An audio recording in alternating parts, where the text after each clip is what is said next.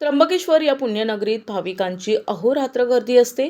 इथे धार्मिक विधी करण्यासाठी भाविक प्राधान्य देत असतात. नारायण नागबली यासारख्या विधी करण्यासाठी तर देशातून भाविक इथे येतात.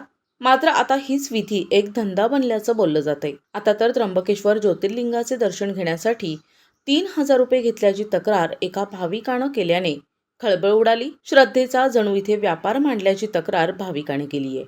सिर्फ पैसे लेकर के किए जा रहे हैं। यहाँ पे सामने बाहर दलाल खड़े रह रहे हैं और दलाल बोल रहे हैं मैडम डायरेक्ट एंट्री कराएंगे, 3,000 रुपए दीजिए। 3,000 रुपए लेके दलाल बाहर बैठे। जो प्रोटोकॉल सुरक्षा कर्मी है उसको दिया जाए, हमको कोई आपत्ति नहीं है, लेकिन जो प्रोटोकॉल डिजर्व भी नहीं करता उनको भी वीआईपी एंट्री दी जा रही है। फिर नॉर्मल लोगों का क्या? फिर सबके अंदर भक्ति नहीं है, सबके अंदर आस्था नहीं है, सिर्फ इन्हीं लोगों के अंदर है।